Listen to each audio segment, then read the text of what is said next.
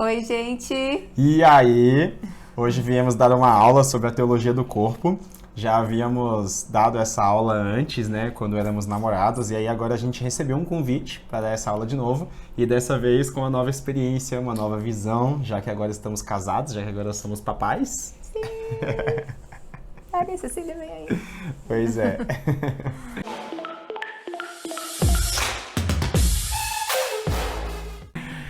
E a gente participou, né, de um encontro da Teologia do Corpo, e foram 3 dias bem frutuosos quando a gente participou.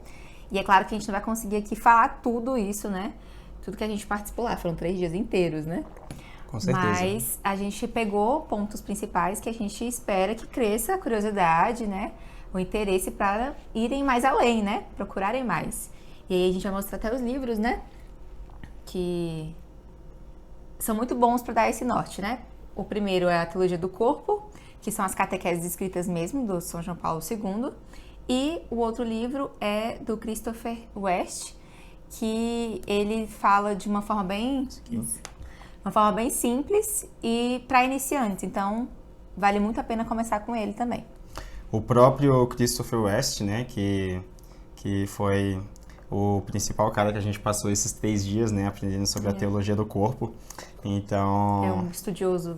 Nossa, um estudioso ferrenho mesmo, assim, ele sabe muito, inclusive a gente teve justamente porque ele tem feito isso por todo mundo, né, então ele veio aqui no Brasil para poder passar esses dias sobre a teologia do corpo e foi o que a gente participou. Então, beleza, então a gente vai primeiro contextualizar, né, o que é a teologia do corpo, né? Então, a teologia do corpo se trata, então, de 129 catequeses do São João Paulo II. São catequeses que ele fez ali na década de 80. Ele fazia toda semana, né, mais especificamente de 79 a 84. E toda semana ele ia dando uma catequese e foi sempre nesse tema da teologia do corpo. Lógico que não foi, eu falo toda semana aqui também, mas não foi toda semana, porque aconteceu algumas coisas no meio de uma semana e outra, do qual ele teve que fazer a sua pausa, né? Enfim, ele não... Era papa, né? Então ele viajava muito, isso. Teve um atentado. Isso. Nessa época. E também a gente já vê, só nesse ponto, que como é algo grandioso a teologia do corpo, porque foi falado por um papa. Então, assim, a autoridade máxima da igreja, né? Então, Sim. Não é qualquer coisa que ele estava falando lá. Ele falou essas catequeses, que são instruções para nós cristãos, e depois compilaram nessa teologia do corpo, né? Isso. E ele começou, na verdade, a pensar nisso ainda quando era padre, né? Porque na Polônia, principalmente, onde o comunismo crescia bastante, o relativismo crescia bastante, ele percebeu que tudo isso estava atacando o próprio cristianismo e tudo isso atacava diretamente também o próprio corpo. E aí é por isso que a gente vai falar da teologia do corpo. É isso lá no início do ministério dele sacerdotal, né? Isso. Porque ele nasceu lá na Polônia. Então, nessa época que o Marlon estava falando, é justamente nesse contato que ele tinha com os jovens, ainda quando era padre. Ele nem era papa ainda nessa Isso, época. quando era padre, isso mesmo. E aí depois, com toda essa experiência e com estudos também que ele foi fazendo, ele foi chegando ao que a gente tem hoje, aos documentos que a gente tem hoje da teologia do corpo. Então aqui é interessante a gente falar também de que modo que ele decidiu falar isso. Porque a ideia é o seguinte, ele precisava falar para os jovens, né, e tentar ensinar os jovens, ou tentar levar os jovens também, né, a uma salvação e um entendimento do corpo. E ele utilizou para isso o método fenomenológico. O que é esse método fenomenológico? A gente estava até brincando aqui, né? Quem é que ia falar essa parte aqui? Porque é a palavra mais difícil, né? Então é a fenomenologia. Esse método é o seguinte, falar para a pessoa, enfim, mostrar ou falar para a pessoa, né? Olhar para si mesmo, para dentro de si mesmo e ter a percepção de algo. Então seria o seguinte, em vez da gente falar para ela o que é certo ou errado, depois da atitude dela, você mostrar para ela, né, ou pedir para que ela veja dentro de si o que tem, o que gerou a partir disso. E aí, isso é algo que a pessoa ela vai olhar para dentro de si mesmo e não tem como ela dizer que... Ela negar, né? Ela negar, não tem como ela negar, não tem como ela dizer que é uma mentira, porque ela está sentindo algo e para ela aquilo já é uma verdade. Isso. Então, isso é o método fenomenológico. E esse método é realmente para você ser sincero. Então, você vai pegar alguma coisa e vai falar, é isso que eu tô sentindo mesmo. Não tem como eu negar isso, né? Então, ele era muito estudioso, ele era um filósofo também. Então, ele pegou uma sacada muito boa, ainda mais para jovem, né? Porque às vezes a gente fala alguma coisa e tanto faz, né? Mas agora você fazer a pessoa pensar sobre aquilo numa experiência própria, isso já muda tudo, né? Sim. Pensa só, por exemplo, o caso da masturbação. A pessoa que se masturba. Se você chega nela e fala que, olha, esse ato não é legal, porque isso daí é alguma coisa que tem que acontecer dentro da relação sexual, não a masturbação dentro da relação sexual, né? Mas assim, aquele ato, né? Ele tem que... preparação. Aquele ato terminal, né? E tal, ele tem que acontecer dentro de um sexo, né? As duas pessoas têm essa relação.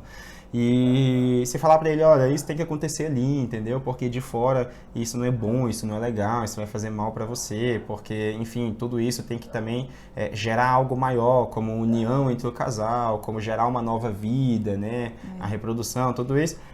Fala isso pra um jovem, ele, né? E tá falar assim, masturbação é errado, não faça isso, ele, tô nem aí. Ele não tá nem aí. Tá me dando prazer, tá dando aqui. Prazerzinho ali, então tá ok, né? Só que aí, o que esse método traz, então? É falar, assim, depois desse ato, depois que você se masturba, depois que você, né, solta tudo que tinha que soltar ali, que tava com vontade e tal, olha pra dentro de você e o que você sente. E aí ele vai perceber que ele não sente nada. Vazio, né? Porque lá tem um vazio. Porque não acontece nada. É um ato que na verdade não leva ele a nada de bom, não leva ele a lugar nenhum. Ele simplesmente está sozinho, solitário, sem nada dentro dele. Ele acha que vai saciar alguma coisa, faz aquilo por instinto, depois daquilo fica um vazio mesmo. É muito triste, né, isso, né? E só que se você perguntar pra ele isso, ele vai perceber, porque é isso que fica nele, né? Então, esse método aí, né, fenomenológico, que ele trouxe, porque a pessoa realmente vai ver que é isso que traz. Por que fica esse vazio, né? Porque a gente tem alma. Então, nós somos os únicos seres, né, capazes de ter essa liberdade, de não agir pelos nossos instintos. E quando a gente vai contra isso, fica esse vazio mesmo. Porque a gente não agiu com liberdade. A gente agiu por instinto, simplesmente como animais, né? Sim. E aí, quando a gente tem alma, a gente busca sentido para as coisas, né? Então, esse ato foi incoerente, não preencheu nada, não tem finalidade nenhuma e fica essa tristeza aí. O tempo todo, a gente tá querendo buscar sentido nas coisas. Essa é a vida do ser humano. A gente, na verdade, tenta se completar em alguma coisa e aí é por isso que a gente tenta buscar sentido nessas coisas. Pode ser que a gente, enfim... pode ser que a gente esteja buscando em coisas, realmente, né, em sucesso, em dinheiro, em, enfim, coisas materiais, ou momentos, lugares, né, viagens, ou a gente esteja buscando isso em pessoas também, em amizades, em família, num namorado, numa namorada. Então, o tempo todo a gente está querendo buscar isso. E aí, por isso que a gente quer encontrar sentido nas coisas. Só que tem alguns atos que realmente não têm sentido. Quanto que já aconteceu, por exemplo, de uma pessoa buscar tanto algo, e quando ela chega lá, quando ela conquista, ela olha e pensa, e agora? É isso? Então agora eu vou ter que buscar mais coisa? Então é isso. Isso. E não é o que acontece com os animais, né? Ah, sim. E aí tem esse caso também, né? Que nós não somos igual aos animais, que os animais eles são dotados somente de vontade. A gente não, nós somos racionais e a gente tem essa busca de sentido. Os animais, por exemplo, sei lá, se você coloca... A gente está falando sobre a teologia do corpo e isso tem muita questão sexual, né? Então, se a gente coloca aqui que um cachorro e uma cadela, eles vão ter uma relação sexual, enfim, eles têm a relação sexual dele, aí depois eles olham um pro outro, né? O cachorro olha pra cadela, né? E fala, nossa, foi bom. Aí a cadela, né, pergunta, nossa, pra você também foi tão bom quanto foi pra mim? Meu Deus, eu te amo, né? Nada a ver, né? O animal não tem isso, eles não têm essa alma espiritual. Eles vão lá, fazem o que tem que fazer, deu vontade, beleza, e vão embora, cada um vai pro seu canto. No caso do cachorro, eles ficam um pouquinho ainda meio grudados, né? Depois vai cada um pra sua vida. Nós não, a gente busca algo maior, né? A gente busca amar um ao outro, a gente busca esse sentido nas coisas que faz. Isso. E o sexo, ele tem um sentido, a gente vai falar sobre isso também, né? Isso, agora já passando para o próximo ponto, né? Então, ele também foi adepto ao personalismo. O que é isso, né? É o termo de pessoa, realmente. É ver que pessoa é feita para se relacionar. Porque esse termo pessoa, ele é muito antigo, até veio do cristianismo mesmo, porque lá atrás, quando nos concílios teve o dogma da Santíssima Trindade e viu que Deus é 3 pessoas, né? São 3 pessoas, mas em um único Deus. Então, e é pessoa justamente porque eles se relacionam, né? O Pai, o Filho e o Espírito Santo. Então, se pessoa tem essa questão da relacionalidade, então nós, todo ser humano, nós também somos pessoas, também temos necessidade de se relacionar. Então, ninguém vive sozinho, todo mundo tem essa necessidade. Então, ele também foi adepto a isso para mostrar que ninguém vive sozinho realmente. Então, a gente precisa dessa comunhão, né? E no fundo, essa vontade de se relacionar é com com a pessoa, porque com o objeto animal a gente não consegue se relacionar. É isso, né? É isso.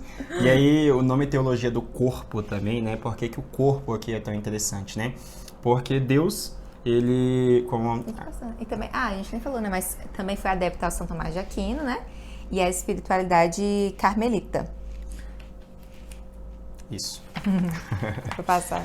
E a teologia do corpo, então, ela é uma reflexão profunda sobre a pessoa humana e sua integridade de corpo e alma, né? Assim como ela falou. E aí, por que a questão também de ser corpo, né? Porque o corpo, ele é algo criado por Deus, o nosso corpo também, ele a imagem e semelhança de Deus. Então, o corpo, ele é bom. O corpo, ele tem a sua bondade. Então, por isso que São João Paulo II, ele também pega esse tema para trazer esse entendimento para a gente, né? Sim, e até porque tudo que Deus criou não foi por acaso, né? Se Ele criou a gente com um corpo, é porque tem um sentido. Então, tudo revela algo da eternidade, se a gente for parar para pensar assim, né? Então, o corpo não é só biológico, né? Fisiológico, e sim ele é espiritual mesmo. Então, a gente tem que ter esse olhar. E a teologia do corpo, ela vai mostrar a grandeza desse corpo humano, realmente, né? Claro que na sua integridade de corpo e alma, porque não se separam, nós somos corpo e alma, mas ela vai mostrar essa importância, essa grandeza do próprio corpo humano, né? Porque nossa religião, ela não rejeita o corpo. E é isso que ela veio enfatizar, realmente, né? Porque muitas vezes a gente prioriza a alma, porque a alma é algo mais elevado, e deixa o corpo de lado, como se fosse algo ruim que só me leva a pecar. E como se fossem separados também, né? Enquanto você está em vida. E, na verdade, não são separados, né? Isso. Então, ele foi guiado, a teologia do corpo foi guiada nesse intuito mesmo, e por 3 prismas, né? Dentro da bondade, da verdade e da beleza, Isso, né? Esses são 3 pontos muito interessantes, né? E aí, transcendentais, né? Que é o próprio Deus. São pontos transcendentais, isso mesmo. E aí, desses pontos transcendentais, né? Da bondade, da verdade, da beleza, traz 3 prismas, que é o princípio, a redenção e a ressurreição. Isso, o princípio a gente vai olhar lá para trás, né? A gente vai olhar lá para a criação, que é o nosso passado. Na redenção, a gente vai olhar o nosso presente, que é quando Cristo veio e nos redimiu, né? Ele veio nos salvar, é a nossa luta hoje, né? É o nosso presente, que ele veio nos salvar, ok, mas a gente tem muito que lutar, né? Para conseguir, para ser merecedor, né? Do que ele conseguiu pra gente. E a ressurreição, que é o nosso futuro. O que vai vir depois dessa vida aqui na Terra, né? Então, a gente vai olhar nesses 3 prismas e entender o que Deus pensou para nós. E aí, começando pelo princípio, então, né? O princípio que é a base... É praticamente a base de toda a teologia do corpo, porque é onde Deus criou tudo e onde a gente tem que olhar... É onde Deus criou tudo e onde a gente tem que olhar para a gente poder entender o porquê da criação dele, né? Se os nossos corpos foram criados naquela época, né? Enfim, naquele momento, no momento da criação de tudo, é ali que a gente tem que entender. Então, como a gente tinha falado, né? Deus criou o homem à sua imagem. Criou a imagem de Deus, criou o homem e a mulher. Sim, e a gente olha também lá para trás, porque foi assim que ele pensou. Se ele criou o mundo daquela forma, me criou daquele modelo ali, com aqueles... Tudo que ele falou em Gênesis, né, que a gente... Aquelas características. Aquelas características que a gente... que ele falou ali, que foi expresso em Gênesis, a gente segue, né? A gente tem que olhar para aquilo para tentar voltar naquilo, porque quando Jesus veio nos redimir, ele veio nos mostrar como era no princípio realmente. O que Deus pensou para nós? O que mudou foi o pecado, realmente, né? Quando entrou no mundo, deturpou, mudou tudo. Sim, Deus criou o corpo e o corpo é bom, né? Deus, ele nunca cria algo ruim, ele sempre cria coisas boas. Então, tudo isso é bom. Aí, o único problema aqui é que o próprio Lúcifer, né, ele deturpa tudo o que é bom, porque o Lúcifer, enfim, o diabo, ele não cria nada, ele é também uma criatura, e criaturas não criam nada, só quem cria aqui é Deus. Então ele tenta deturpar isso porque ele teve inveja, né? Enfim, aquela história que a gente sabe, né? Que ele não tinha... Ele é só espírito. Ele é só um espírito, ele não tem corpo, né? Então ele ficou com inveja de que a gente tenha um corpo e aí, por causa disso, Que é a nossa ele... morte. Enfim, ele virou um... Ele de anjo virou Lúcifer, né? E aí ele quer então a nossa morte, porque ele quer separar. Demônio. Virou demônio. Isso. Falei Lúcifer, né? De anjo virou demônio. Ele quer então separar essas nossas duas características, essa espécie, né? Ele quer separar o nosso corpo da nossa alma com a morte eterna. Então por isso que ele fica o tempo todo deturpando isso. E aí pra gente ver, inclusive, quais são as coisas mais sagradas que a gente tem, é só ver aquilo que é mais deturpado. E aí hoje em dia, né, enfim, infelizmente a gente vê muitas coisas feias por aí, né, que são relacionadas ao corpo, né, e são muitas ideologias, são muitos modos de você agir, modo de se vestir, modo de pensar, de ser sobre isso, eu quero ser isso, eu quero ser aquilo, mas uma pessoa pode, outra não pode, enfim, lá, né, aquela... Enfim, a gente vai indo aqui. Então, mas aí com a vinda de Cristo, tudo mudou, né? Então, ele veio nos redimir realmente. E quando Cristo veio no corpo humano, tudo mudou. Aí o corpo entrou realmente como uma porta de entrada, assim, na teologia. Então, porque tudo que ele assumiu, ele realmente redimiu, né? Então, a redenção já. O verbo se fez carne e habitou entre nós, né? Então, a nossa religião é a religião encarnada. Então, é de um Deus que se fez carne e que isso muda tudo realmente. E quando a gente vê, né, a cena da Anunciação, essa cena é tudo, né? Quando ele veio, né, pelo sim de Maria, todo o seu significado.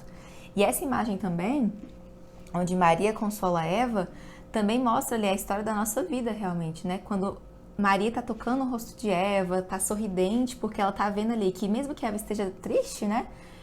Apegada ali com a maçã, segurando a maçã ainda, Maria ainda leva a Eva a tocar no ventre dela, sorrindo. Aqui está a salvação, né? Da maçã veio a perdição, né? Nosso pecado, nossa... Mas se acalma, ele veio para salvar. E ela tá atenta, né? Porque ao mesmo tempo também que a serpente tá ali enrolando no pé de Eva, enganando Eva, ela tá pisando também, já mostrando que Jesus veio e vai nos ajudar, né? Realmente a ter esse novo olhar, né? Que é o que Cristo vai nos conduzir aí. Ou seja, né? Tudo isso que a gente falou aqui também quer dizer que o nosso corpo, nós revelamos a verdade de Deus.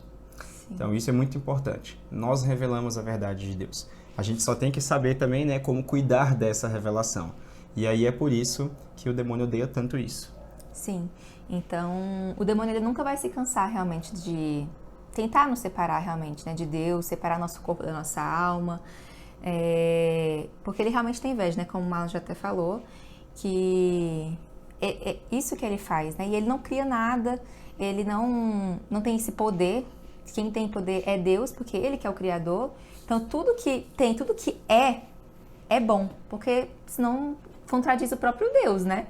Então, ele pega tudo isso que é bom, vai lá, nos engana, mexe com a nossa cabeça e nos deturpa, né? Mostra tudo como ele faz com o corpo. É isso que a gente vê até nessas imagens, né? Dessas manifestações, de que colocam a imagem de uma mulher numa cruz, né? Deturpa tudo, e nua, e mostram o corpo, e sei lá o quê, e lutam pelo aborto, né? Não desprezam a vida, e uma ideologia de gênero, muita coisa, né?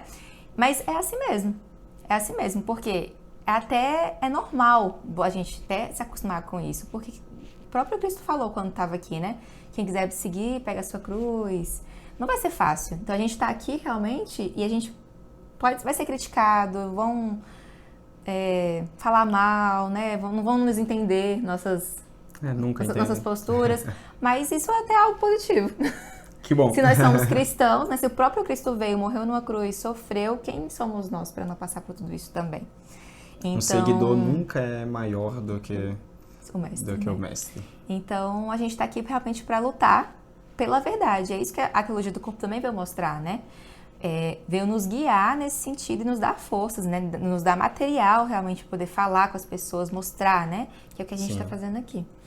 E aí é o seguinte, dentro de todo esse contexto, entre criação de homem e de mulher, cada um com as suas características, tem também a questão da sexualidade. Então a sexualidade ela é muito importante aqui. E nós temos lógico, as nossas semelhanças e tal, mas é explícito que nós também temos diferenças entre homem e mulher, não entre pessoa para pessoa, né? Isso também é muito claro, mas a gente está falando aqui entre homem e mulher, né? Que foi na criação.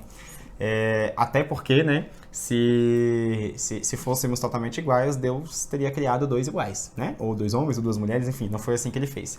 Ele criou realmente as suas pessoas diferentes para elas se complementarem. Então, essa sexualidade, ela se complementa. Ela se complementa.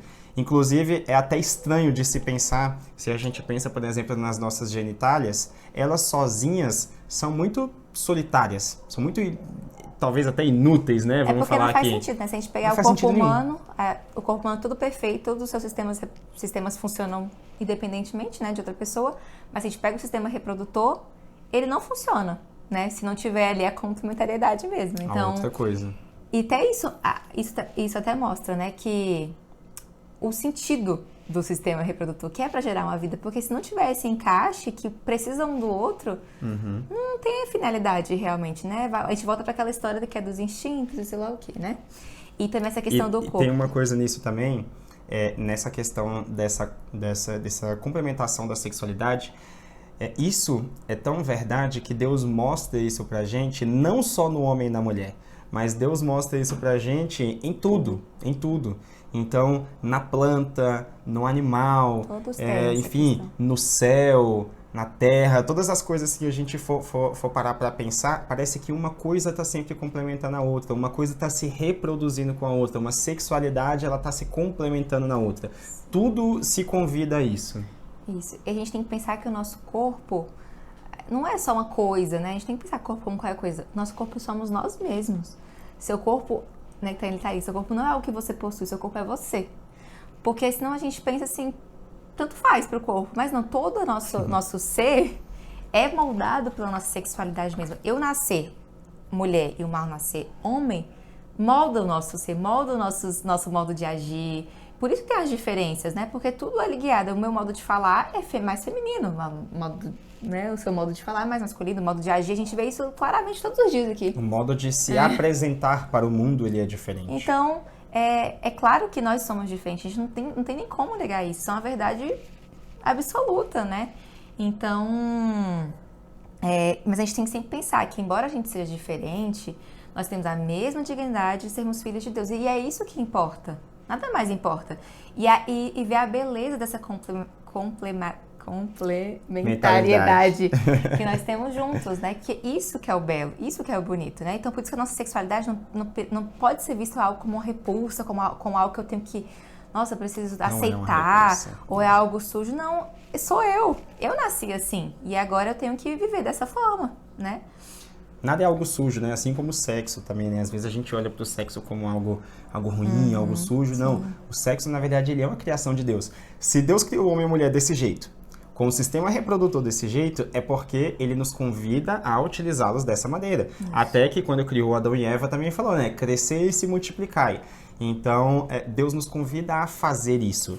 Aí o único problema é que, na verdade, né? Enfim, por causa do demônio, né? Enfim, deturpou as coisas e aí o sexo começou a ser visto como algo ruim, né? Como algo que parece ser proibido e tal, não. Mas ele só tem o seu lugar certo, a sua hora certa, né? A gente tem que aprender muito sobre isso também para que a gente não sinta essa repulsa sobre uma criação de Deus. Sim. Então, até nessa questão, Adão estava lá, Deus viu que tudo era muito bom, tava tudo muito bem, né, e tal. Só que Adão não conseguia se relacionar com ninguém, né? Porque lá ele tinha toda a estrutura do mundo, né? Tinha as árvores, tinha os frutos, tinha os animais para cuidar, que Deus já tinha mandado ele fazer as coisas. Só que ele não tinha ninguém para se relacionar, não tinha ninguém para amar, ninguém para ter uma vida, né? E ele via que as coisas se complementavam, né? Ele via também os animais em casal, ele via as plantas também dessa forma. Então, em um determinado momento, Deus viu que tudo era bom, mas que não era bom que o homem vivesse sozinho. Então, nesse momento, ele foi lá e criou Eva, né? Acho que é o próximo já, né? Criou Eva e aí que a gente vê, né, que o homem foi feito para comunhão, né? Tudo isso que a gente falou de se complementam, que um precisa do outro, tudo isso a gente vê lá na criação mesmo, né, ainda, porque realmente isso foi pensado. Então, Deus criou Eva para ser uma companheira para Adão. E aí é o seguinte, quando a gente fala de complementa também, tem até um ponto muito, mas muito importante aqui, que é o seguinte. Os dois, eles não complementam totalmente um ao outro. Os dois, na verdade, eles complementam a sua solidão, mas voltado para Algo terreno mesmo, algo... né? Eles se complementam a essa solidão aqui, né? Enfim, terreno juntos, mas voltado para algo maior. Voltado, no caso, para Deus. Então, quando duas solidões, né? Então, eu solidão, Lana solidão, a gente tá sempre olhando para Deus e querendo chegar até lá, e a gente se encontra, a gente se complementa nisso. Porque não tem como uma pessoa, um casal que se encontra e achar que vai saciar-se totalmente no outro. Em algum momento ele vai se frustrar. Não tem como. Em algum momento ele vai se frustrar. Até porque todos os dias nós erramos, todos os dias nós pecamos, enfim, a gente tem sempre algum erro. Agora Deus não. Deus é perfeito. E é essa saciedade que a gente tem, essa sede que a gente busca, né? Isso. Essa solidão original só vai ser saciada por Deus. Não tem outra pessoa que vai saciar se não for Deus. Então, claro, o Marlon é uma ajuda muito grande para eu me saciar para Deus. É por isso que o casamento é uma ajuda realmente, né? Eu tenho que ajudar o Marlon a chegar até Deus, porque eu sei que só Deus vai saciar o coração do Marlon, e o Marlon tem que me ajudar a chegar até Deus. Essa é a nossa missão, na verdade, né? A gente é muito feliz aqui na Terra, queremos ser felizes, somos felizes, né? Deus dá essa pontinha de alegria, de felicidade para nós, né? Nós que vivemos no sacramento, né? Ele dá essa alegria pra gente, mas é como um trampolim, realmente. É lá pra frente. Nosso casamento aqui é uma flecha para um casamento que vai vir lá na frente, que a gente ainda vai falar, né? É esse casamento com Deus, né? São as núpcias do Cordeiro. Santo Agostinho falava também, né?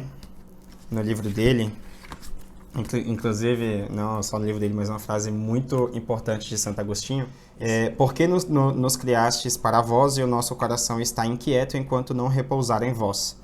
Então é justamente a explicação disso, né? Santo Agostinho, ele batalhou muito para entender isso, né? Porque ele era uma pessoa realmente do mundo, Sim. que tava se saciar de todas as formas, né? Foi uma pessoa, assim, que viveu de forma desordenada, disso que a gente tá falando realmente, daquilo que a gente falou agora há pouco, né? De viver de forma o sexo desordenado, realmente. Mas ele percebeu, né? Que só Deus que poderia saciar, que ele ficaria inquieto o resto da vida inteira, enquanto não repousasse. E Santo Agostinho, ele teve todas as vidas desregradas que você imaginar, né? E ele percebeu isso, né? Sim. Então, é isso, né? Tipo, é Deus que vai saciar, e enquanto a gente procurar aqui na Terra coisas que saciam, a gente vai se frustrar. Sempre vai encontrar a frustração. Até mesmo na vida conjugal, a gente tendo isso, né? Tendo tudo isso que as pessoas acham que é tudo, a gente não se sacia, né? Então, só ter isso claro na nossa mente, que é só Deus que vai nos saciar, né? Então, após o pecado, né, também, quando o pecado entrou no mundo, também teve a nudez original, né? Que é quando Adão e Eva sentiram vergonha, se esconderam ali, né? De Deus. Porque naquele momento que o pecado entrou no mundo, a malícia entrou no coração do homem, né? Então, agora, o homem quer usar a mulher, né, como objeto, e a mulher tem esse desejo de querer se mostrar para o homem, né, ser objeto sexual mesmo para ele. É praticamente ser usada, né? Também, né? Ele quer usar, ela quer ser usada, Exatamente. Mas na verdade ela gosta de chamar a atenção para ela ter, enfim, ela quer ser desejada. Isso. E a gente não pode se enganar. Realmente, isso está no meu coração se eu não cuidar. Está no coração do Marlon se ele não cuidar. Porque o pecado, ele existe, né? E a gente ainda leva, mesmo que a gente seja batizado, tenha recebido, né, os merecimentos de Cristo, né, pelo batismo, a mancha do pecado, né, as consequências do pecado estão em nós. Então, e Cristo, quando ele veio, ele falou, né, que a nossa luta vai ser essa realmente, transformar esse coração de pedra num coração de carne, né? Porque a dureza do coração está aqui por causa desse pecado, por causa dessas inclinações que a gente tem. Então, a nossa luta aqui é sempre viver pela pureza, né? Viver para que a gente possa realmente ver Deus e ver Deus plenamente, né? Depois, né? Ter a visão realmente dele. E também até aqui, né? Quando a gente vive essa pureza, tudo é muito mais leve, né? Com certeza. E a gente só consegue encontrar isso, a gente só consegue chegar a isso se a gente encontrar a verdade de Deus. Sim, então enquanto o homem não entender isso, né? Que eu preciso lutar, né? Para viver, o homem lutar para policiar seus olhares, A mulher, pela sua elegância no vestir, a sua modéstia. E quando a gente não entender isso, a gente vai viver escravos, né? Então, mas quando a gente entende que eu preciso lutar contra isso, porque essa é a minha luta aqui na Terra, a gente vai ter um relacionamento ordenado, né? Porque a gente vai estar olhando pro lugar certo. Sim. E aí vem o terceiro prisma, né? Que é a ressurreição. Então, Deus quer se casar conosco. Não fomos feitos para esse mundo. A teologia do corpo nos recorda que somos peregrinos nesta terra. Então, a gente já tinha até dado uma pitadinha aqui antes, há umas palavras atrás, né? Então, é como se esse relacionamento, né? Como se tudo isso nos convidasse para o relacionamento com Deus, para o casamento com Deus, para as núpcias do Cordeiro. A própria Bíblia, ela nos convida, né, a entender que nós temos que chegar às núpcias do Cordeiro. Então, esse sim vai ser o momento em que a gente vai se saciar. Esse vai ser o momento em que a gente vai matar a nossa sede, que a gente busca o tempo todo aqui na Terra. E a Bíblia realmente leva a gente até essa jornada, né? Ela começa com o casamento lá em Gênesis, casamento de Adão e Eva, que a gente já até falou aqui, né? E o último capítulo do livro da Bíblia, então o primeiro e o último também fala de um casamento que são essas núpcias do Cordeiro que o Marlon falou. Às vezes é muito estranho a gente pensar, né? Núpcias do Cordeiro, né? Ai, Deus... minha garganta aqui deu uma... Vai. É muito estranho a gente pensar, né? Deus quer se casar comigo. Porque a gente tem muito essa visão carnal, essa visão aqui da Terra, né? Uhum. Mas não, é porque Ele quer essa intimidade única com a gente. E a gente não consegue nem falar sobre isso. Porque que nem tem uma passagem na Bíblia, né? Que fala que olhos nenhum conseguem ver, ouvido nenhum consegue escutar. Não tem nada que possa explicar o que é o céu. É uma intimidade tão grande, é algo tão bom que a gente não sabe. E só se fala essa questão de casar, não precisa do Cordeiro, realmente, é pra gente tentar entender, né? Porque a gente vive tão bem aqui como um casal e Deus quer isso também com a gente. Mas de uma forma, num grau elevadíssimo, né? De uma união, de uma intimidade com Ele muito grande. Então, a teologia do corpo, que lá no encontro falava, né? Que toda a Bíblia podia se explicar nessas 5 palavras. Deus quer se casar conosco. É isso que Ele quer. Ele busca essa intimidade, esse casamento com a gente. E isso até o que a gente tinha comentado antes, né? Como que parece que toda a natureza mostra esse casamento, né? Assim como Ele quer que a gente também mostre isso no nosso relacionamento, né? Então, o tempo todo parece que, se a gente parar para refletir um pouco, parece que tudo nos chama a isso. Tudo nos chama a esse Deus que quer se casar conosco. Isso. Então, Jesus veio para nos redimir quando a gente veio, né? Lá na criação, né? Deus criou tudo bom, tal, o pecado entrou no mundo. Jesus veio e nos redimiu. E quando Ele nos redimiu, Ele nos deu a única coisa que poderia nos saciar, que é justamente essa união com Ele mesmo, lá no céu. Então, Ele deu a possibilidade da gente saciar, que é o céu. Essa é a história, né? Essa é a história. O resumão da história. E aí a gente falou, enfim, né? Corpo, sexualidade, sexo, essa coisa. E aí, às vezes, pode ser que venha uma dúvida na questão do sexo, né? Poxa, então se o sexo é bom, se o sexo é uma criação de Deus, né? E isso é tudo maravilhoso, e isso nos convida, né? A ir para Ele. Muito bom e tal. E aquela coisa toda, né? Por enquanto, ok, né? Então, por enquanto, tudo ok. Mas então, por que a gente não pode viver o sexo o tempo todo, né? Que aí pode ser que alguém, né, foi embora agora, até 10 segundos atrás dessa aula, né? E aí pronto, não vai pegar o resto agora já viu que o sexo é bom? Já viu que o sexo é bom, vou fazer sexo agora, né? Mas não. E aí, então se é tão bom, por que a gente não pode viver ele, enfim, a todo momento, em qualquer lugar ou com qualquer pessoa, né? Por que a igreja pede isso pra gente, né? Por que a igreja pede que seja dentro do seu matrimônio, né? Dentro do seu casamento, não somente é à toa, com, né, o seu companheiro, a sua companheira. Não é à toa que ele pede, porque é o seguinte, vamos imaginar que o método de São João Paulo II. No método filosófico dele, né? É o seguinte, vamos imaginar que a gente tem uma expressão corporal. Ou seja, quando eu falo expressão corporal, quer dizer que o corpo fala, né? Enfim, nós falamos de várias maneiras. Então, o corpo fala. E o corpo fala, né? O corpo fala. Mas como que o corpo fala, né? É o seguinte, vou exemplificar aqui, né? A questão é a seguinte, ó, vamos dizer que a Lana me pergunta, né? Enfim, eu cheguei do trabalho, e aí cheguei em casa, a Lana me pergunta, e aí, como é que foi o trabalho hoje e tal, não sei o quê. E aí eu de cabeça baixa, né? Foi ótimo. Foi maravilhoso. O melhor dia da escola. Melhor dia da minha vida. Melhor dia de trabalho. E aí ela vai, né, logicamente, olhar pra mim e falar... Não, até parece, né? Pode falar o que aconteceu. Senta aqui e me conta o que é demitido. Foi demitido. Então, obrigado. Pois é. Por quê? Mas eu falei pra ela que foi tudo maravilhoso, foi tudo perfeito, foi o melhor dia e tal. Mas ela não acreditou. Por quê? Porque o meu corpo falou de forma contrária. Então isso Uma incoerência. Foi uma incoerência. Isso quer dizer o quê? Que eu menti, né? Tecnicamente. Meu corpo tá dizendo uma coisa totalmente contrária, eu disse outra, isso quer dizer que eu menti. Isso. E aí no sexo, isso acontece. É a mesma coisa. Então, lá os dois namorados, não são casados ainda, eles, né, se dão um ao outro. E o que o sexo diz? Sou tudo teu. Sou todo teu, eu sou completamente Tô aqui teu. por você. Porque qual é a fala do sexo, né? Se a fala corporal, né, de estar cabisbaixo, cabeça baixa, falando mais ou menos assim, quer dizer que você tá triste, quer dizer que você não tá bem, o sexo ele quer falar, na verdade, que eu sou todo teu. Porque você já deu tudo que tem para outra pessoa. Você tá ali inteiro. Você tá por inteiro. Não tem mais nada que você não revelou a ela, que você tá escondendo. Você já deu tudo para ela. Do corpo, Ou né? seja, sou todo teu. Só que, o que acontece depois? Já que eles são namorados, eles não estão casados ainda, né? Eles vão cada um para sua casa.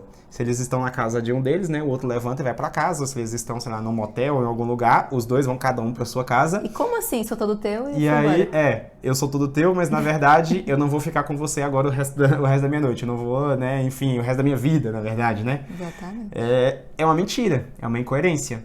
Então, na verdade, um está mentindo pro outro, né? Eu sou todo teu, mas na verdade é uma mentirinha, não sou todo teu. E aí, Por isso, né? Por isso que a igreja é contra. Porque E aí, por isso que a igreja é contra. Ela vai ser. Ela vem nos falar a verdade, né? Ela não é contra algo que ela simplesmente decide que eu quero ser contra Não, disso. Na verdade, é algo uma que tem que ser uma bom pra gente, é revelação. sempre uma revelação. E aí, olha só como é que é essa questão do sexo no namoro, até deixa de novo aquela questão do vazio que a gente falava, né? A fenomenologia. Será que a pessoa, depois do ato sexual, e aí que o namorado foi embora, ela não olha pra ela mesma, né? Pra dentro de ela mesma, reflete isso, né? E pensa, poxa, será que realmente ele é todo meu namorado? Será que se ele não faz isso comigo fora do casamento, né? Ou seja, antes do casamento, agora, será que, será que ele não faz também com outra pessoa? Será que ele não vai fazer depois também com outra pessoa? Fica né? isso. Enfim, fica essa dúvida no coração, né? Fica essa dúvida interior. O que não acontece dentro do matrimônio, porque eu sei que o Marlon tá casado comigo, fica aqui comigo. É e que diferente. no namoro a gente viveu, né? É Enfim, a espera dessa castidade, né? Enfim, o que pode não acontecer, por exemplo, um casal de namorados que sempre tiveram essa vida sexual dessa forma e chegaram a se casar, mas aí depois, às vezes acontece alguma coisa, sempre vai gerar dúvida, né? Será que tá me traindo? Será que não tá? Isso distrai realmente. E a relação sexual também é pra eternidade, como tudo, né? Que a gente pode pegar é pra eternidade. Mas a gente tem uma prova muito concreta disso, né? Nós, cada um de nós aqui, eu, Marlon, vocês que estão vendo, somos provas de que a relação sexual é pra eternidade, porque gera uma vida. E uma vida, ela é eterna, né? Criou uma alma, é pra vida eterna, realmente. Então, não é pouca coisa, né? A relação sexual é algo muito grande. E aí, no sacramento, né? Quando a gente está no sacramento do matrimônio, o casal, a cama do casal vira um altar realmente, porque eles podem louvar a Deus ali. Porque ali eles estão entregues de verdade, né? E com esse algo bom que Deus criou. Ali até ele conta ali, né? Ser dom de si, né? Essa palavra também é bem forte, teologia do corpo, o dom de si. Porque eu me dou totalmente a outra pessoa. E ela se entrega totalmente a mim. Num amor que é o amor verdadeiro, porque tem os 4 pontinhos de amor, né? O amor tem que ser total, ele tem que ser livre, tem que ser fiel e tem que ser fecundo. Se eu não tenho um desses 4 atos dentro do meu relacionamento, do meu ato conjugal, é um ato mentiroso. Porque tá incoerente realmente, né? Então, dentro do matrimônio, é para existir dessa forma. É isso que a teologia do corpo vem nos mostrar realmente, né? Então, se tem um amor verdadeiro dessa forma, né? Sendo dom de si, vivendo nesses 4 pontos do amor, assim a gente tem um ato sexual válido e que é santo, né? Porque a gente vive o sexo não de uma forma carnal. Não é só assim, mas de uma forma espiritual também. Eleva isso, né? E esses 4 pontos, né? Total, livre, fiel e fecundo, é que mostram, na verdade, ou é que deixam a gente ter a percepção também de que a gente está vivendo a liberdade. Então, e a liberdade, ela une mais o casal. Se a gente não vive um desses pontos, e aí a gente livre, acha... né? Enfim, ele tem que ser livre, né, mesmo. E se a gente não vive isso, na verdade, parece que... parece não, né? Na verdade, a gente está vivendo algum tipo de egoísmo. E esse tipo de egoísmo, ele separa o casal. Né? Enfim, não que sempre vai separar, né? Enfim, deles divorciarem. Mas às vezes ruim, separa né? dentro daquela união. Separa dentro daquela casa, né? Fica realmente algo ruim acontecendo. Sim. Então é por isso também que a igreja pede, né, pra gente viver a castidade. E a castidade aqui a gente tem que ver que não é só pra quem namora, né, que não pode fazer sexo, mas é pra todas as pessoas. Tanto Em qualquer solteiros, estado de vida. casados, religiosos, padres, enfim, celibatários, todo mundo é convidado a viver a castidade. Por quê? Castidade preserva o nosso maior tesouro, pois é a virtude que valoriza e purifica o amor humano. Então a gente pensa num tesouro. Se a gente tem um tesouro, o que a gente faz com ele? A gente protege. Cuida. Né? A gente Protege. cuida, a gente guarda. Então ela preserva o nosso maior tesouro. E qual é o nosso maior tesouro? É a nossa capacidade de amar, realmente. Disso que a gente estava falando, né? De se doar para o outro. Porque nós somos os únicos que conseguimos fazer isso, né? Eu consigo amar o Marlon, ele consegue me amar. Nós, seres humanos, temos essa capacidade. Então, ela vem guardar, ela vem proteger essa capacidade de amar. Nós, né, que já vimos, né? Que somos semelhantes a Deus, né? Somos imagens e semelhanças dele e Deus é amor. Então, por isso que a gente tem essa capacidade de amar. E dentro de cada vocação, nós somos convidados a dar essa resposta de amor, seja qual ela for. Por isso que a castidade ela serve para guardar qualquer pessoa, né? Porque o amor é a capacidade de qualquer ser humano em qualquer estado de vida.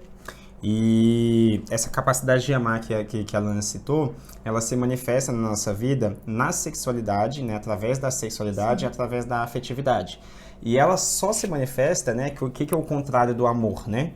É o egoísmo. E ela só se manifesta se ela não vive de forma egoísta, dentro da sexualidade e dentro da afetividade. Então, isso sim que é a capacidade de amar. Por isso que a castidade, ela traz isso. Porque a castidade, ela não fica pensando somente em si mesma. Ela pensa no outro. No bem do ela outro. pensa no bem do outro, né? Então, se eu ajo, se eu vou agir agora, né? Enfim, em cada momento, pensando somente no bem do outro, então eu não vou ser egoísta para tentar somente usar o corpo dela, né? Usar o corpo dele, né? Enfim, ou de algum momento, porque eu quero tal coisa pra mim, blá blá blá, e aquela coisa toda. Então isso é a capacidade de amar. A castidade, ela tá movimentando essa capacidade. Sim, e é a virtude que valoriza e purifica o amor humano, porque justamente isso purifica desses egoísmos, dessas marcas do pecado, né? Que a gente tem do pecado realmente, né? Dessa vontade de buscar o prazer próprio. Então, quando eu sou egoísta mesmo, eu quero fazer tudo pro meu próprio interesse. Então, a castidade vem para isso.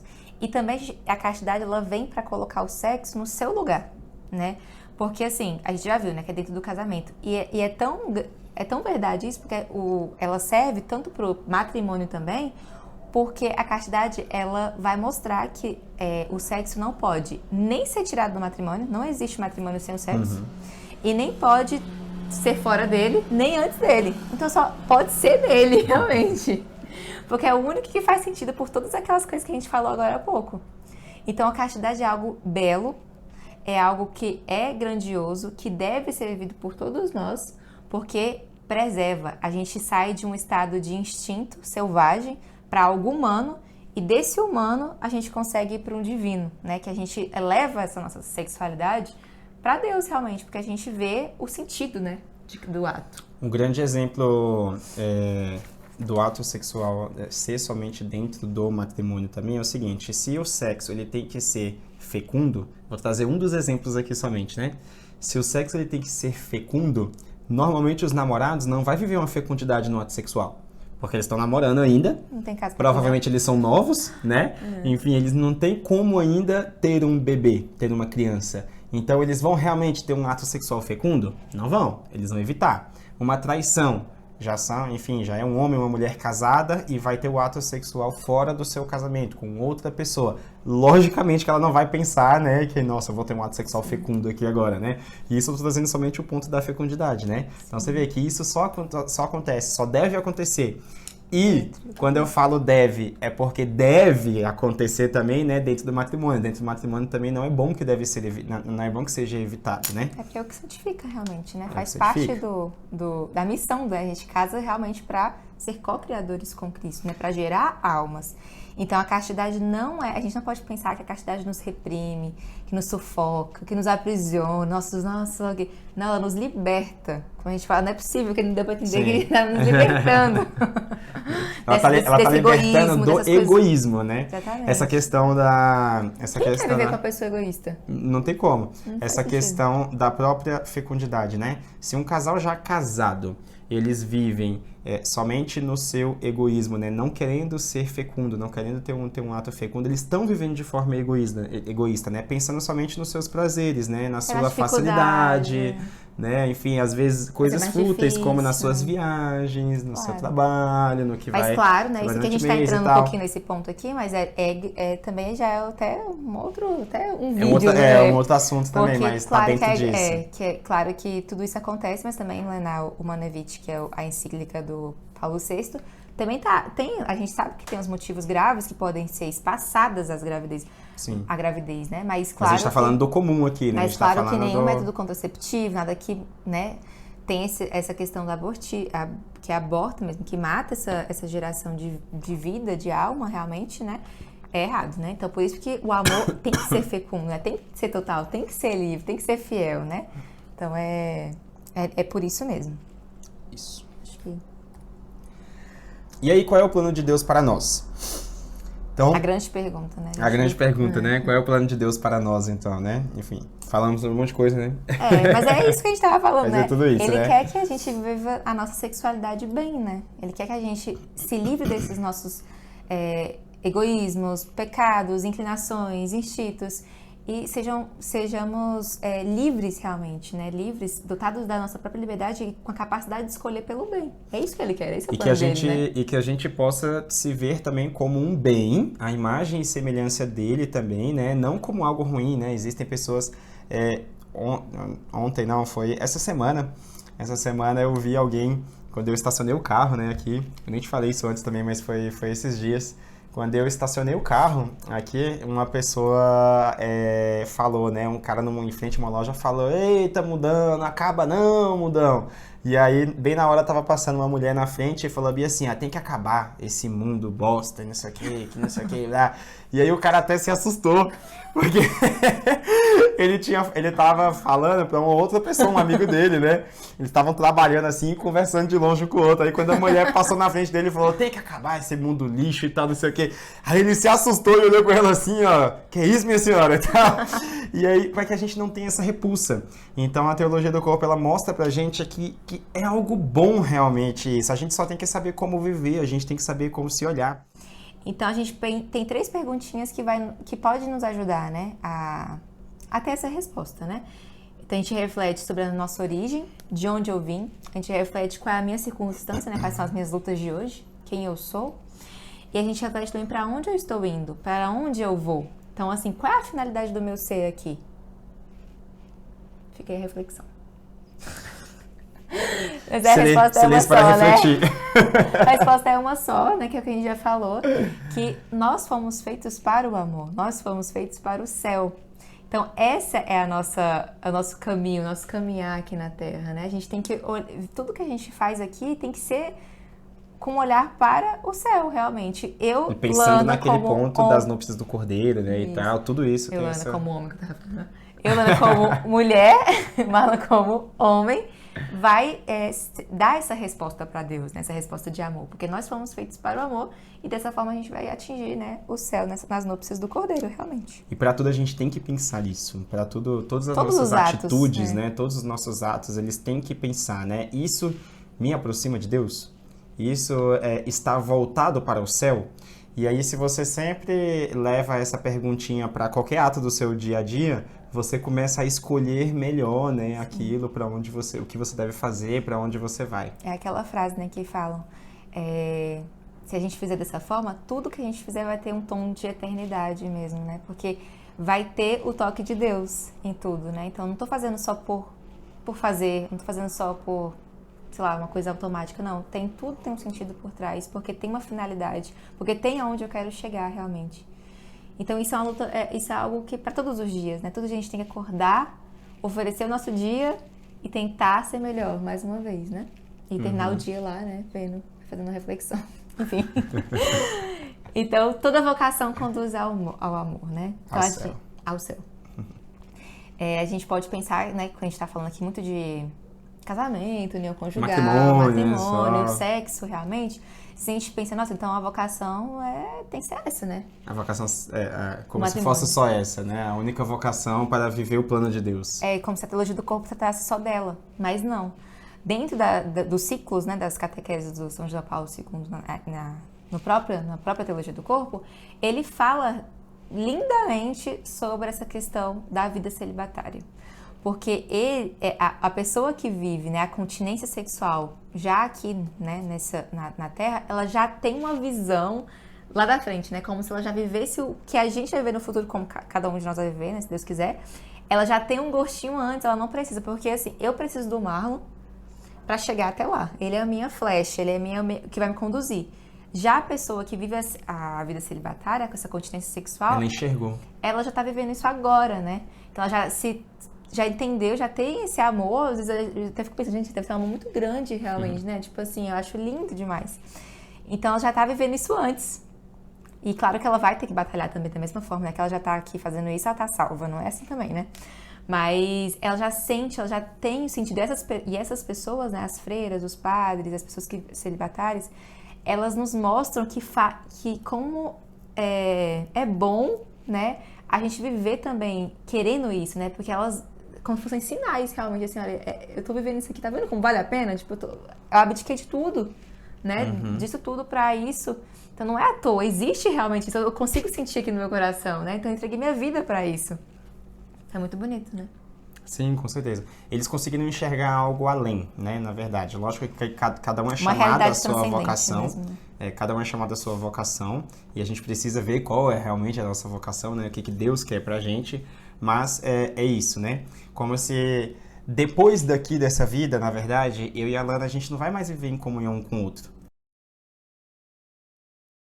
Bom, travou aqui a nossa câmera, mas aí voltamos, né? Eu tava falando então, né, que depois na eternidade a gente não vai mais viver um com o outro. Na verdade, nós estaremos vivendo com Deus. E aí as pessoas que escolhem viver o celibato, na verdade, elas já enxergaram um pouquinho disso e já estão vivendo um pouquinho disso já aqui na Terra. Então essa falta da união conjugal não faz falta para ela, assim, não tem uma ausência de alguma coisa. É simplesmente uma realidade transcendental, realmente. Nossa. E aí, beleza, né? Toda a teologia do corpo, ela nos chama, então, à verdade, né? Então, esse é o real, né? Conhecereis a verdade e a verdade vos libertará. Tudo isso chama a essa verdade, para que a gente reconheça isso, para que a gente viva isso de forma bem livre, de forma mais em paz. Sim. E a igreja, justamente, ela serve para isso mesmo, né? Então, ela pega essas coisas, ela fala, não faz isso, vai por aquele caminho, tem essa conduta. É justamente jogando luzes de verdade em nós, porque ela nos guia para o nosso melhor fim, né? Ela quer salvar as almas. Essa é a missão da igreja. Então, a gente sabe que a igreja foi fundada por Cristo, é movida pelo Espírito Santo. Então, a gente não precisa duvidar, né? Quando ela fala as coisas pra gente, é realmente nos mostrando a verdade. Então, quando a gente vê isso, né, vê a teologia do corpo, vê as coisas que a igreja fala, a gente tem que realmente parar, olhar e falar, meu Deus, eu não estou entendendo, né? Mas eu vou estudar, eu vou tentar entender, porque eu sei que aquilo é verdade, eu preciso meditar sobre aquilo, porque ali tem a verdade, né? Então, é justamente para isso, né? Ela vai nos guiar para a verdade, para nos unir a Cristo. Essa é a missão, né? Essa união com Deus lá no céu. Então tem a frase, né, que é bem famosa, da teologia do corpo mesmo. O corpo, de fato, e só ele, é capaz de tornar visível o que é invisível, o espiritual e o divino. Foi criado para transferir para a realidade visível do mundo o mistério oculto desde a eternidade em Deus, e assim dele ser sinal. Então, assim, a gente só vai ser sinal se a gente viver essa nossa sexualidade bem. Sem esse instrumento, eu, Lana, como mulher, Marlon como homem, né? Cada um na sua missão. Cada um na sua missão. E por isso que a teologia do corpo é tão rica, né? Ela é muito rica, porque ela nos devolve a nós mesmos, né? Então, ela pega toda essa dinâmica, né? De olhar lá no princípio, ver como é que Deus tinha pensado, teve o pecado, é uma realidade. Então, Jesus veio, veio nos redimir, veio ser modelo para nós, mostrou tudo que a gente deve fazer para poder chegar na ressurreição, que é nas núpcias do Cordeiro, núpcias do Cordeiro, que é o céu, né? Que é o nosso destino, onde nós seremos felizes realmente, né? O que São João Paulo queria, o que São João Paulo II queria era isso, levar-nos para o céu, apenas. Né? Como Papa, falando pela igreja, só tem essa missão mesmo. E aí, beleza, né? Pra gente finalizar, então, a teologia do corpo ela foi muito importante para nossa história, né? A gente já tinha um cuidado muito grande com a castidade, né? Enfim, a gente já vivia isso no namoro até o mês de 2019, que foi quando a gente conheceu a teologia do corpo. Só que lá, pra gente, naquele simpósio, parece que tudo fez sentido o que a gente vivia. Parece que tudo se abriu pra gente, né? Toda essa verdade se abriu, como se você já fizesse algo, mas que depois você entendesse. E a partir desse momento em que a gente entendeu, tudo foi muito diferente. Tudo foi muito mais real, tudo foi muito mais vivido, enfim, né? Tudo foi realmente mais interessante e chegamos aqui agora, né? Enfim, chegamos ao nosso casamento. Isso ajudou muito, inclusive, a gente a se casar, né? Porque a teologia do corpo foi no meio do ano e a gente noivou no fim do ano. Então, logicamente que isso daqui influenciou bastante. Sim, é porque a gente teve consciência realmente, né? Então, como o Marlon falou, a gente namorou 4 anos, mais ou menos, quando a gente participou do simpósio. E a gente vivia, né? A gente tinha uma vivência boa, vivia a castidade, tinha essa missão, essa cabeça de casar, mas quando a gente viu a teologia do corpo e bebeu da fonte, né, que foi algo tão tipo, meu Deus, né, como é grandioso, e a gente foi atrás, tem um livro, foi estudar, foi ver curso, tudo, né, que é essa verdade realmente, que se iluminou e a gente não consegue não seguir essa verdade mais, né, então tudo fez sentido e a gente vê os frutos de ter vivido dessa forma e como que dá frutos e a gente sabe que dará frutos, né? Hoje temos um fruto visível, né? Que é a Maria Cecília, que tá vindo, que é fruto do nosso relacionamento, mas ter vivido bem nosso namoro, ter vivido bem o nosso noivado, ter chegado bem no nosso casamento, sabendo bem da nossa missão, sabendo o que eu deveria ser, né? Assim, sabendo da minha missão realmente, sabendo que eu não estava perfeita, pronta, mas que ali no sacramento, com as bênçãos, com a graça do matrimônio, eu poderia ser aquilo que Deus quer, né? Eu posso ser hoje. E eu vejo isso nitidamente todos os dias da nossa vida, né? Nesse amor, que é aquele amor que a gente falou, que é um amor livre, fiel, total, fecundo. E eu sei que eu e o Marlon, a gente tem isso realmente, né? Porque a gente lutou, não é fácil, a caminhada não é fácil, mas que vale a pena. E hoje a gente vê os frutos e sabe que se algum dia a gente precisar um do outro, a gente vai estar aqui como realmente um companheiro e aquele que está aqui para levar o outro até o céu, né? Que essa é a nossa missão também. Ou seja, né? Querem se casar, querem ter um bom casamento, um bom caminho é apresentar para o seu namorado, sua namorada aí a teologia do corpo. Isso. Então, esse aqui é um pouquinho do nosso testemunho, né? A gente pegou com as fotinhas do nosso noivado, nosso casamento, com a Maria Cecília, que realmente foi algo muito bom, positivo para nossa vida. E a gente espera que tenha, né, sido positivo também para vocês escutar um pouquinho disso, que é só uma pontinha, né? Da grandiosidade. Tem muito além aqui, né? Isso aqui é só para incentivar vocês a irem mais além. Irem atrás. E também a gente se coloca à disposição, se quiserem conversar, comentem, podem procurar a gente no Instagram. A gente tenta, né, ser mais frequente, mas a vida se adaptando ao casamento, agora com a Maria Cecília, com o filho. Mas quem mandar mensagem pra gente lá no Instagram e tal, a gente sempre responde. Sempre pode mandar dúvidas, né, e tal, ajuda, qualquer coisa, é só falar com a gente lá que a gente responde. Com certeza. Sim. Então é isso, né? É isso, então, valeu. Um beijo.